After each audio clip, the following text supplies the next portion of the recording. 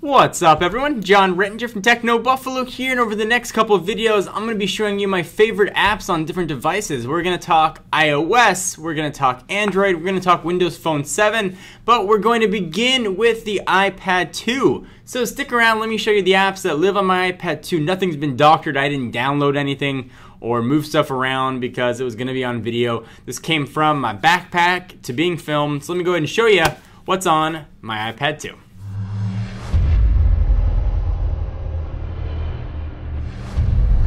So let me go ahead and show you what I got on my iPad. So messages, obviously, you know, no big deal. Reminders is all sort of standard stuff.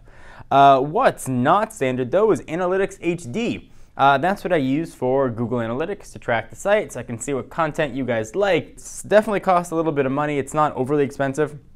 But if you manage a website and need access to analytics, it's a pretty solid application, though it does crash about every 10 times. On my bottom dock here, Twitterrific is my Twitter client of choice. I've tried most of them. I just really like Twitterrific. I've gotten kind of used to it. We'll go ahead and continue the tour, and I will aggressively slide over here. Standard stuff. Calculator. It still seems strange to me that the iPad doesn't come with a calculator.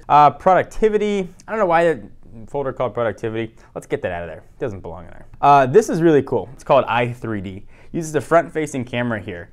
To essentially track your face. You have to put your face in there. I'll show you. So there's my face. I'll go ahead and align it. I'll do this on camera. Hopefully you guys can see it without the glare. So, and as I move this around now, that shape looks like it's in 3D to me. It's a free application. It's really cool and a proof of concept for what we can do with glasses-free 3D. Obviously, it's not going to look like it's in 3D to you. iMovie, I don't really use it very much, but I like to have the option in case I ever have to edit anything on the go from, I like to keep iMovie handy. Flickster for checking movie times. I used to love to go see a lot of movies. I haven't seen a movie though now in like 4 months. It's kind of sad. Remote helps to control my Apple TV from the iPad. I got a whole Angry Birds folder. I don't play Angry Birds that much, but I'm stuck on an airplane. It's generally what I'll go to. Pandora for my internet radio. I've got VLC on here. It plays different codecs and other files that Apple doesn't natively support. I don't believe this is even on the App Store anymore. Bloomberg for tracking stocks. That's what I use, free application. And this is incredible, Akinator 3D. And essentially what this does is you go through, you're gonna ask a whole bunch of questions, and it guesses the person you're talking about. Whether you're talking about someone historical or actual, it's really kind of neat. Go ahead and give it a shot. It actually guesses pretty close. If I can get the genie to wake up. Genie. See, it says rub the lamp. I'm clearly rubbing the lamp, and the genie does not want to come out. There he goes. This is an application that a fan made. It's a iPhone application. This isn't like sanctioned by me. I didn't put it out, but I did find it kind of fun. So it's a whole bunch of different sayings that I say. If you didn't find my voice annoying already, you can go ahead and do that now. You can have it say different things. Clear cookies. Clear cookies. Me, John Rettinger. I also love punch and pie. Kind of neat. I'm made by a fan, so I keep that on here in case I wasn't sick of my own voice before. You guys might have known if you watch my videos, I have a speed test problem. I love speed testing different networks, whether I'm using, you know, just Verizon's, which is what my iPad is, or I'm on a new Wi-Fi network. I love to know how fast networks are, so I speed test everything. Tiny Wings, that was a game that John Quatch showed in one of his What's the App video. I was never very good at it, but I like to play it sometimes. Urban Spoon, that was probably one of the first things I actually downloaded on the iPad. I've probably used it just that first time. Not even sure why it's here, actually. Oregon Settler. I thought it was Oregon Trail. I was wrong, and then I got dysentery and died. White Noise. This is kind of cool. For those of you guys that won't follow me on Twitter, you'll often know that I tweet at odd times of the night. I've got insomnia. You can see that doing its thing right there.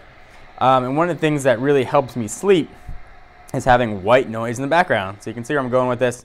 If I'm traveling or I'm out and about and I need something to sort of dull out the noise, white noise is what I go with. And when I do sleep, I'm a really light sleeper. So Monopoly, I love Monopoly. That's what I do when I want to pass go. iMabe. This is not jailbroken. It was available. I don't think it's even available in the App Store anymore. This is a non-jailbroken iPad.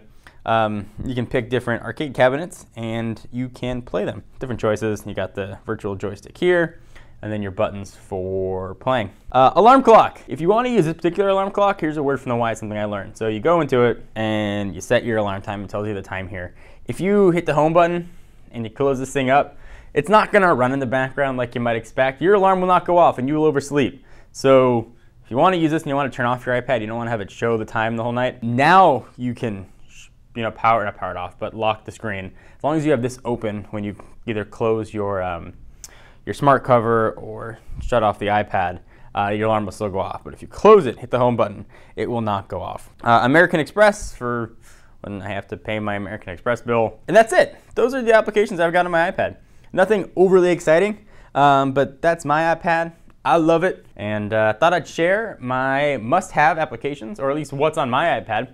We'll be showing some other devices on different operating systems, so I can show you what's on those, and maybe you can learn some new apps. If I missed anything that I have to have, leave your comment down below. I'd love to see it.